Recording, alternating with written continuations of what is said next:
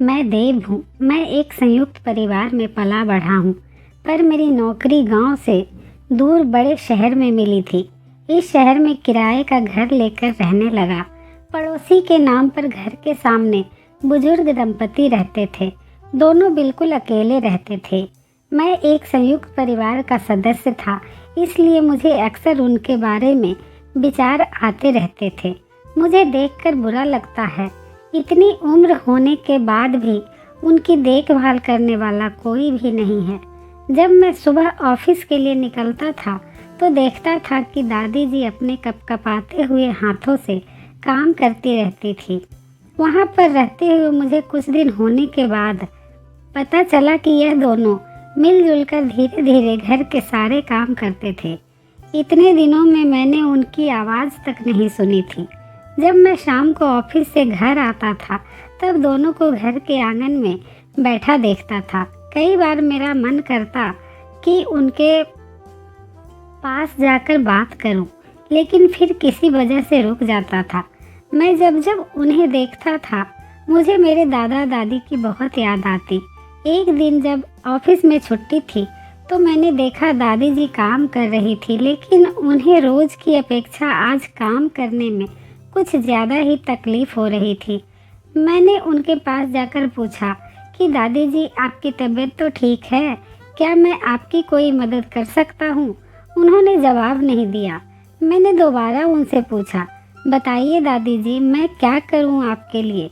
उन्होंने फिर भी कोई उत्तर नहीं दिया। मुझे काफ़ी आश्चर्य हुआ। कुछ मिनटों बाद दादाजी वहाँ आए और वह भी कुछ नहीं बोले।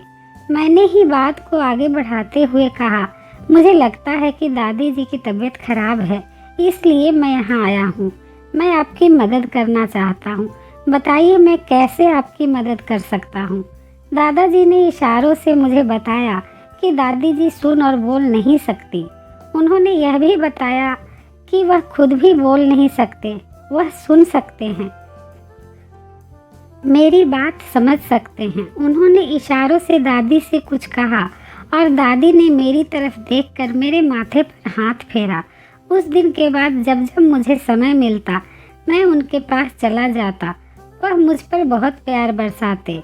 अब तो मुझे उनके इशारों की मीठी भाषा भी मुझे अच्छे से समझ में आने लगी थी। एक दिन मैंने दादाजी से पूछा कि वह अकेले क्यों रहते हैं, क्या उन्हें कोई औलाद नहीं है?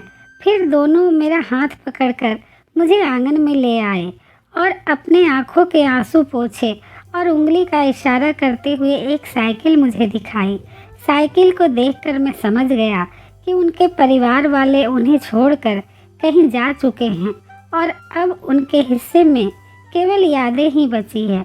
उन्हें रोता हुआ देखकर मैं भावुक हो गया और मैंने दोनों को गले लगा लिया।